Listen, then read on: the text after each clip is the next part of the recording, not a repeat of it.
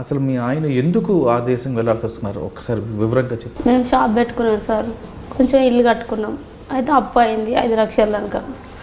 Shop పెట్టుకొని అది చేస్తే చార్బోర్డ్లో మాకు ఒక తెలిసిన అతను ముస్లిమ్స్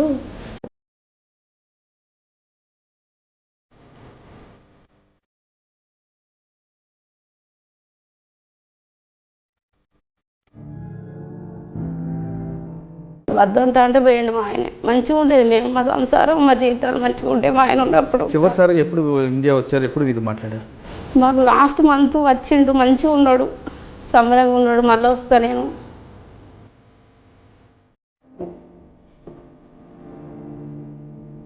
ఇక పోయిండు, అక్కడ విషయాలు చెప్పలేదు మాకు, ఏం జరిగిందో తెలియదు. చనిపోయాడు అని చెప్పారు. చనిపోయిన వ్యక్తిని డెడ్ బాడీ తేయడానికి ఎన్ని రోజులు పట్టింది? మార్చి 28 చనిపోతే ఏప్రిల్ 28కి వచ్చింది బాడీ. ఆ బాడీ 4 రోజులు పట్టడానికి ఎన్ని కష్టాలు పట్టారు? చాలా కష్టాలు పడ్డాం సార్. చాంది పాష సార్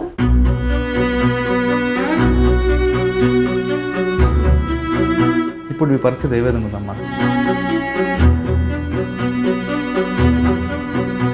నా కొడుకు చదువు బంద్ చేయించి నా కొడుకు నన్ను పోషిస్తాడు. చనిపోయిన తర్వాత డబ్బులు ఇవ్వాలి కదా కంపెనీ?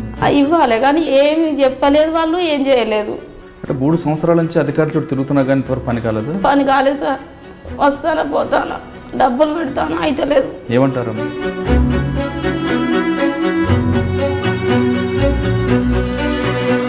అది కంపెనీ ఆయన కంపెనీ బ్రోకర్ ఎవరైనా వాళ్ళే ఉంటారు. మరి మీరు కోర్టుకు వెళ్ళొచ్చు కదా?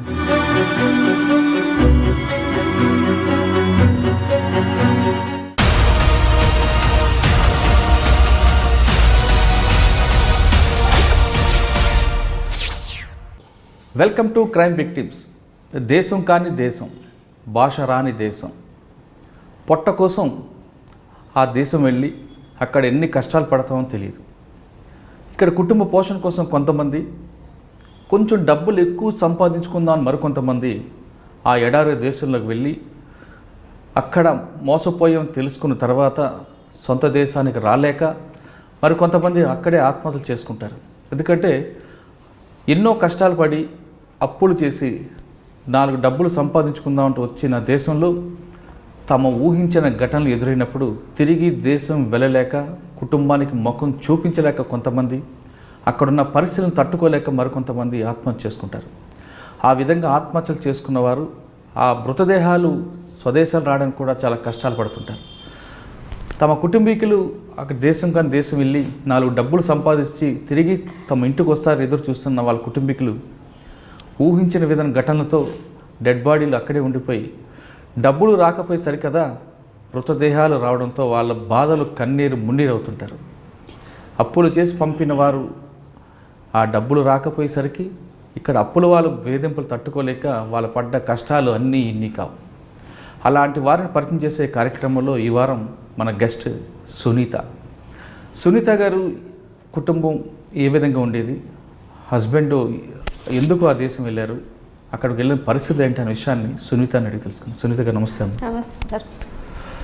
నువ్వు ఏడిస్తే నేను కూడా ఏడాల్సి వస్తుందమ్మా. దయచేసి నీ పడ్డ కష్టాన్ని మేమే తీర్చలేము, కానీ నువ్వు ఏ విధంగా పడ్డావు, ఇప్పుడు ఎలా పడుతున్నావు అని కష్టాలు పడి మేము షాప్ పెట్టుకొని అమ్ముకొని పంపించాను. కాదమ్మా, నీ పేరు ఏం పేరు, మీ ఆయన పేరు, మీ ఆయన కుటుంబం ఏ ఊరు, అసలు మీ ఆయన ఎందుకు ఆ దేశం వెళ్ళాల్సి వస్తున్నారు ఒకసారి వివరంగా చెప్తాను. మేము షాప్ పెట్టుకున్నాం సార్, కొంచెం ఇల్లు కట్టుకున్నాం. అయితే అప్పు అయింది 5 లక్షల దాకా. షాప్ పెట్టుకొని అది చేస్తే చార్బోర్డ్లో మాకు ఒక తెలిసిన అతను ముస్లిమ్స్, నేను దేశం పంపిస్తే నువ్వు మంచిగా కట్టుకుంటావు, ఇక్కడ నుంచి పో అనంటే ఉన్న షాప్ అమ్మి పంపించిన సార్. 1 లక్ష రూపాయల దాకా పెట్టుబడి పెట్టి పంపించినాక 3 సంవత్సరాల దాకా మంచిగానే ఉన్నాడు. అక్కడికి పోయినాక నెలకు 20,000 25,000 తెచ్చి సగం అప్పులంకా తీర్పిండు. నాకు ఒక కొడుకు ఒక బిడ్డ. నా బిడ్డ వికలాంగులు, పోలియో వచ్చింది. ఆమె ఇంట్లోనే ఉంటుంది, వాళ్ళని చూసుకుంటే నేను ఉండేది. వద్దంటా అంటే పోయిండు. మా ఆయన మంచిగా ఉండేది, మేము మా సంసారం మా జీవితాలు మంచిగా ఉంటే మా ఆయన ఉన్నప్పుడు అక్కడికి పోయిండు. కథం ఇక 3 సంవత్సరాల దానిక బాగానే ఉన్నాడు. 3-4 సంవత్సరాల దానిక మంచిగానే ఉన్నాడు. 4వ సంవత్సరం వచ్చిండు, 2-3 సార్లు 4 సార్లు వచ్చిపోయిండు సంతోషంగా. మళ్ళీ తర్వాత ఆయనకు ఆరోగ్యం కొంచెం మంచిగా లేదనంటే నేను చూయించుకొని వస్తాను వచ్చిండు, మళ్ళీ చూయించుకున్నాడు, మళ్ళీ వెళ్ళిపోయాడు. అక్కడ ఏం జరిగిందో ఏం జరిగిందో తెలియదు. మాకు పాస్బుక్లు చూపెట్టలేదు, ఏటీఎం చూపెట్టలేదు, మాకు ఏం చెప్పలేదు, ఏ విషయాలు చెప్పలేదు. నాకు డబ్బులు రావాలి ఆఫీస్లో, నేను చేసిన డ్యూటీ పైసలు బోనస్ రావాలి, నాకు జీతం పైసలు రావాలి, నేను పట్టుకొని వచ్చి మళ్ళీ ఇక్కడే షాప్ పెట్టుకొని ఉందామని అన్నాడు. మళ్ళీ 6 నెలల తిరిగత్తా అంటే వద్దంట అంటే వెళ్ళిపోయాడు. పోయింది. మాకు పోయిన కాంచి మాకు బాడీ వచ్చింది, మస్తు కష్టాలు పడి ఆ డబ్బులన్నీ తీర్పినాం. ఆయన బాడీ తెప్పించడానికి కూడా డబ్బులు ఖర్చు పెట్టుకున్నాను. నేను ఉన్నది అమ్ముకొని అయినా మా ఆయన మాకు కావాలని డబ్బులు ఖర్చు పెట్టుకున్నా, చాలా డబ్బులు ఖర్చు పెట్టుకున్నా. బాడీతో 5 లక్షలు వచ్చినాయి, 10 లక్షలు వచ్చినాయి అని లోకం పూకాడు. ₹1 రాలే. ఆయన బుక్కులు తెలియదు, ఆయన పాస్బుక్లు తెలియదు, ఆయన ఏటీఎం తెలియదు మాకు. అయితే మాకు ఏం తెలియదు, ఒక బాడీ తప్ప మాకు ఏం రాలేదు. 3 సంవత్సరాల వరకు మీరు హాయిగా ఉన్న కుటుంబంలో 4 డబ్బులు సంపాదించుకుందాం సంపాదించిన అప్పు చివరిసారిగా ఎప్పుడు ఇండియా వచ్చారు, ఎప్పుడు ఇది మాట్లాడారు? మాకు లాస్ట్ మంత్ వచ్చిండు, మంచిగా ఉన్నాడు, సంబరంగా ఉన్నాడు. మళ్ళీ వస్తా నేను అవి తీసుకొని, ఇక నేను ఉన్న కాడికి చాలు, నేను వేరే దేశం చూసుకుంటా అన్నాడు. సరే అన్నాం. మంచిగా మాట్లాడాడు, మంచిగా అందరితో మంచిగా ఉన్నాడు, మా పిల్లలతో నాతో బాగున్నాడు. ఇక పోయిండు, అక్కడ విషయాలు చెప్పలేదు మాకు, ఏం జరిగిందో తెలియదు. చనిపోయాడు అని చెప్పారు. ఏ రోజు వచ్చింది ఫోన్? మార్చి 28 చనిపోయింది. ఫోన్ మీకు ఏమని చెప్పారు వాళ్ళు? మాకేం చెప్పలేదు, బాగానే ఉంటాను నేను మంచిగానే ఉంటానని చెప్పిండు. ఎప్పుడైనా కూడా మా బిడ్డతో నా కొడుకుతో మాట్లాడేది. ఏమైందో తెలియదు. ఎక్కిన ఫోన్ వచ్చింది. మార్చి 28వ తారీఖు ఇట్లా ఆయన సూసైడ్ చేసుకున్నాడని ఫోన్ వచ్చింది. నిజం నమ్మలేదు మేము అసలు. ఆయన చేసుకుంటాడు కాదు, మస్తు ధైర్యవంతుడు, మంచి వ్యక్తి. మా ఆయన చాలా మంచివాడు, మంచిగా చూసుకునేది. అట్లా అయింది సార్. చనిపోయిన వ్యక్తిని వాళ్ళు డెడ్ బాడీ తేయడానికి ఎన్ని రోజులు పడ్డారు? నెల పట్టింది సార్. మార్చి 28 చనిపోతే ఏప్రిల్ 28కి వచ్చింది బాడీ. ఆ బాడీ నెల రోజులు పట్టడానికి ఎన్ని కష్టాలు పడ్డారు? చాలా కష్టాలు పడ్డాం సార్. చాంది పాషా సారు ఆయన నెంబర్ దొరకబెట్టుకొని మేము చాలా డబ్బులు ఖర్చు పెట్టుకొని తిరిగినాం. ఆ సారు కూడా చాలా హెల్ప్ చేసిండు మాకు, బాడీ రప్పించిండు, మాకు చాలా చేసిండు. ఆయన సార్ని పట్టుకొని చేస్తాను, ₹1 వచ్చలేదు, వస్తాను పోతాను, అప్పులు చేసుకుంటాను, వస్తాను పోతాను. హైదరాబాద్కు మాది వరంగల్ కాశీబుగ్గ రాములవారి వీధి ఓసీటీ దగ్గర మాది ఇల్లు. మేము 6 చనిపోయిన తర్వాత కంపెనీ వాళ్ళు డబ్బులు ఇచ్చారు? ఏమి ఇవ్వలేదు సార్, ₹1 కూడా రాలేదు సార్. రాకుంటేనే వస్తాను పోతాను తిరుగుతాను, పేపర్లు మిస్ అయినాయి అంటే అట్లా పెట్టినాం డబ్బులు. ఇప్పుడు మళ్ళీ వచ్చినాం. చాలా కష్టాలలో ఉన్నాం సార్ మేము. ఇప్పుడు ఇల్లు కట్టుకున్నారు, అప్పు చేశారు. అప్పు తీర్చడానికి ఆయన దుబాయ్ వెళ్ళారు. అప్పు తీర్పడానికి దుబాయ్కి వెళ్ళారు. కానీ అప్పు తీరలేదు, మనిషి కూడా లేరు. మరి ఇక్కడ అప్పులు చేసిన వాళ్ళు ఊరుకుంటున్నారు? ఊరుకుంటలేరు సార్. అది అమ్మి కట్టేసిన సార్, ఇల్లు అమ్మి కట్టేసిన అప్పులు. కాదమ్మా, ఇక్కడ హాయిగా ఉన్న కుటుంబం ఆ దేశం వెళ్ళి ఎందుకు కష్టాలు పడాల్సి వచ్చింది?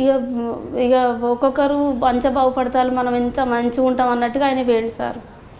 పోయి అట్లా అయిపోయింది ఆయన జీవితం. ఇప్పుడు మీ పరిస్థితి ఏ విధంగా ఉందమ్మా? నా కొడుకు చదువు బంద్ అయిపోయింది. ఆయన చనిపోయిన కాడ నుంచి నా బిడ్డను పట్టుకొని నేను ఉంటాను, బీడీలో పని చేసుకుంటా. నేను పని చేయబోయి చెయ్యి ఇరగొట్టుకున్నా. ఆయన చనిపోయాక పని చేయబోయి ఇక నేను ఏ పనికి పోతున్నాడు, బీడీలో పని చేస్తా సార్. నా కొడుకు చదువు బంద్ చేయించి నా కొడుకు నన్ను పోషిస్తాడు, నా బిడ్డను నన్ను. ఆయన చదువు మొత్తానికి బంద్ అయిపోయింది. ఈ రోజులలో మంచిగా చదువుకొని మంచి ఫ్యూచర్ ఉండేది పిల్లలకు, ఆయన జీవితం ఖరాబ్ అయిపోయింది. మా భర్త చచ్చిపోవట్లో. అంటే ఆయన వెళ్ళి తప్పు చేశారంటావా? ఏం చేయలేదు సార్, మంచోడు నా భర్త. కాదమ్మా, ఇక్కడ నుంచి వెళ్ళడం తప్పు అంటావా? తప్పు అని ఎట్లా అంటాం సార్, బాగుపడతాడు, చాలా మంచిగా ఇంకా కుటుంబం ఇంకా మంచిగా డెవలప్ కావాలి, నా పిల్లలు నా భార్య మంచిగా ఉండాలని ఆయన పోయిండు. కానీ ఇట్లా అయితే అనుకోలే కదా సార్. పోయిన కాడ నుంచి అక్కడ కూడా మాకు ₹1 కంపెనీ ధర లేదు, ఇంత వార్తలేదు. పంపిన పేపర్లు పంపుతాను, మళ్ళీ ఏం లేవు, మాకు ఏమొస్తలేవు, మళ్ళీ పంపిల్లని అంటారు. పంపినప్పుడల్లా ఇప్పటికీ. నీ భర్త చనిపోయి దాదాపు ఎన్నేళ్ళు అవుతుంది? ఇన్ని రోజుల నుంచి ఎంత కష్టపడుతుంది? మొన్న మార్చి 3 సంవత్సరాలు సార్. ఆయన చనిపోయి 5 సంవత్సరాలు ఆడు ఉన్నాడు, 8 సంవత్సరాలు మొత్తం. ఇప్పుడు మా భర్త చనిపోయిన కాంచి కష్టాలే ఉన్నాయి చాలా. ఆయన ఉన్నప్పుడు మంచిగానే ఉన్నాం సార్ మేము. ఆయన పంపిస్తాడని నేను పని చేయలేదు, నా కొడుకు చదువుకున్నాడు, నా బిడ్డను చూసుకుంటా. ఈ వికలాంగులు కాబట్టి ఆమెను ఇంట్లో చూసుకుంటా, నేను ఇంట్లోనే ఉన్నాను, నేను ఏం పని చేయలేదు. నన్ను మంచిగా చూసుకున్నాడు. ఆయన చనిపోయిన కాడ నుంచి నేను పని చేసుకొని బతుకుతాను సార్. నా కొడుకు నేను కూలీనాలు చేసుకొని బతుకుతాను. నేను బిడిలో పని చేస్తున్నా. మాది కుల వృత్తి, మేము మంగళంలో నాయ బ్రాహ్మణ్స్. నా కొడుకు పని చేస్తాడు. అంటే 3 సంవత్సరాల నుంచి అధికారుల చుట్టూ తిరుగుతున్నా కానీ ఇంతవరకు పని కాలేదు. పని కాలేదు సార్. వస్తాను పోతాను, డబ్బులు పెడతాను, అయితే లేదు, ఏ పని అయితే లేదు. ఏమంటారమ్మా? ఏమంటారంటే మేము పంపిస్తాం అని అంటారు. పేపర్లు సరైన లేవు, మాకు పంపిస్తాం అంటారు. పేపర్లు పంపినప్పుడల్లా నా కొడుకు కలెక్టర్ ఆఫీస్ తిరుగుతాడు, ఎంఆర్ ఆఫీస్ తిరుగుతాడు. తిరిగి ఆయన ఎండ అనకుండా నీడ అనకుండా మంచిళ్ళు ధూప అనకుండా తిరిగి వచ్చి మళ్ళీ పేపర్లు ఇచ్చే వరకు ఆడ పోయినాయి అన్నారు. దుబాయ్లో పెద్ద పేపర్లు పంపిస్తే పోయినాయి అన్నాక మళ్ళీ చేసినాం, పేపర్లు తయారు చేసి మళ్ళీ పట్టుకొచ్చినాం. ఇప్పుడు మళ్ళీ డబ్బులు లేవంటే వీళ్ళను వడ్డీలకు ఆడి తిప్పలు పడి ఒక్కసారి జైలు అమ్మ ఎట్లనో అట్లా సరే చూద్దాం అని అంటే సరే అని మళ్ళీ పట్టుకొని వచ్చినాం సార్ పేపర్లు. ఇప్పుడు కూడా అప్లై చెప్తాను. ఇక దేవుడు ఉన్నాడు, మేము ఉన్నాం. మాకైతే ఇంతవరకు ₹1 ఆశించలేదు సార్. ఎంత రావాలమ్మా అసలు కంపెనీ నుంచి? ఎంత అన్నది ఇక చెప్పలేం కదా సార్. చనిపోయిన తర్వాత డబ్బులు ఇవ్వాలి కదా కంపెనీ మీకు? ఇవ్వాలి కానీ ఏమి చెప్పలేదు వాళ్ళు, ఏం చేయలేదు. అట్లా అయింది సార్. మరి కంపెనీ మీ ఆయనకి పంపిన బ్రోకర్ ఎవరు, వాళ్ళు ఏమంటారు? అతడు దొరుకుతలేడు సార్. ఆయన పారిపోయాడు, పంపించిన వ్యక్తి. ఆయనను కూడా వెతికినాం మేము, పట్టుకొని తిరుగుతామని అంటే ఆయన దొరుకుతలేడు. ఆయన పారిపోయాడు సార్, ఆయన లేడు. మరి 3 సంవత్సరాల నుంచి మీ కుటుంబ పోషణ మీ అబ్బాయి మీద ఆధారపడింది? అబ్బాయి చేస్తేనే బతుకుతాను సార్ మేము. మరి ఇప్పుడు కాగితాల కోసం తిరుగుతున్నప్పుడు ఆ ఖర్చు ఎవరు ఇస్తారు? అప్పు తీస్తాను సార్. వస్తే కదా నా ఆశలు పెట్టుకొని, ప్రాణాల మీద ఆశలు పెట్టుకొని వస్తే కదా అని అప్పు తెచ్చి బతుకుతాను. ఇప్పటివరకు ఎంత చేస్తుంటారు అలా? ఇప్పటివరకు 2-3 లక్షల దానికి ఆయన వస్తే కడతామనే బాధ కొద్దీ ఉన్నాం. చాలా ఒకవేళ రాకపోతే వాటి పరిస్థితి? రాకపోతే ఎట్లున్నా అట్లా బతుకుతాం సార్. మేము ఉన్నాం, దేవుడు ఉన్నాం. నా కొడుకున్నాడు, నేను కష్టపడి తీర్పుకుంటాం. వస్తే ఏం చెప్తాం సార్? కదమ్మా, ఇప్పుడు ఆల్రెడీ అప్పు చేశారు కదా మీరు. అప్పు కాదు, అప్పు తీర్పుకుంటాం సార్. ఉన్నంతసేపు కాలు రెక్కలు ఇచ్చండి దేవుడు, కష్టపడి కట్టుకొని తీర్పుకుంటాం. కొట్లాడుతాను కదా సార్, రావాలి ఆయన చేసిన డబ్బులు రావాలని. అట్లా మరి మీరు కోర్టుకి వెళ్ళొచ్చు కదా? కోర్టుకి అంటే నాతో ఎవరు ఉన్నారు సార్. నా కొడుకు పని చేస్తేనే నేను బతుకుతా. ఇక తిరగాలంటే మనం డబ్బులు ఖర్చు కావాలి. అట్లే వస్తే తీయన్నట్టుగా సారు చెప్పి సారు చేస్తాడు అని సార్ మీదనే చేస్తాడు. సార్ కూడా మంచి మాకు చాలా పనులు చేసి పెడతాడు మాకు సార్ కూడా. అట్లా మీ పాప ఆరోగ్యం ఎలా ఉంది మరి? పాప అట్లే ఉంది, వికలాంగులే సార్.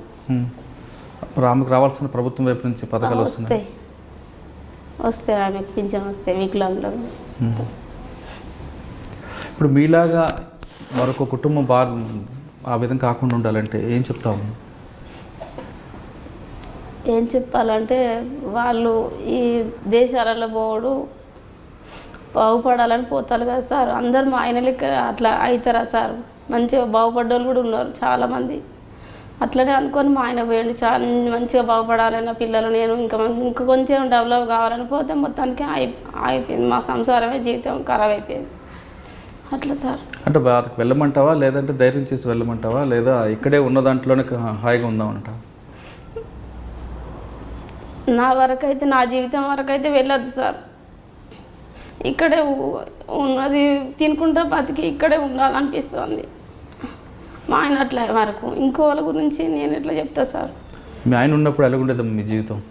బాగుంది, చాలా బాగుంది. మంచిగా చూసుకున్నాడు మా ఆయన, మంచి వ్యక్తి. అంటే ఇలాంటి కష్టాలు ఏమి ఉండేవి కావు? ఏం లేవు.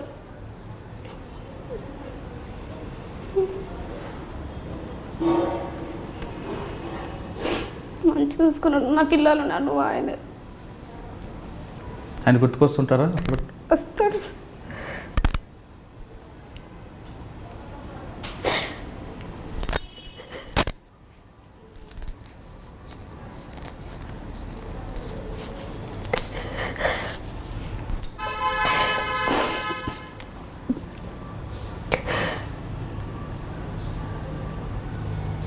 ఇప్పుడు ఏం కావాలని కోరుకుంటున్నాం? ఏం లేదు సార్, మాకు డబ్బులు రావాలని కోరుకుంటాను. అక్కడి నుంచి వస్తే మేము చేసుకున్న అప్పు తీర్చుకుంటాం సార్, అంతే. ఉన్న అప్పు కోసం, అప్పు తీర్చడం కోసం దేశం కాను దేశం వెళ్ళిన సునీత భర్త అనివార్య కారణాల చనిపోయారు. అతని మృతదేహం తెప్పించడానికి కూడా 4 రోజులు కష్టపడిన ఆమె తిరిగి అప్పుపాలైంది. తనలాంటి జీవితం మరొకరు రాకూడదు, ఉన్న దాంట్లోనే తృప్తి పడాలంటూ అంటున్న సునీత ఇప్పటికైనా ప్రభుత్వం కళ్ళు తెరిచి తన భర్త నుంచి రావాల్సిన డబ్బు అందిస్తే ఇప్పటివరకు చేసిన అప్పుల నుంచి బయటపడతా ఉంటూ ఆమె కోరుకుంటుంది. ఆమె వేడుకలను ప్రభుత్వం ఇప్పటికైనా మన్నిస్తుందని ఆశిద్దాం. ఇది ఈ వారం సునీతతో ఇంటర్వ్యూ. వచ్చే వారం మరో గెస్ట్తో మళ్ళీ కలుద్దాం. అంతవరకు నమస్కారం.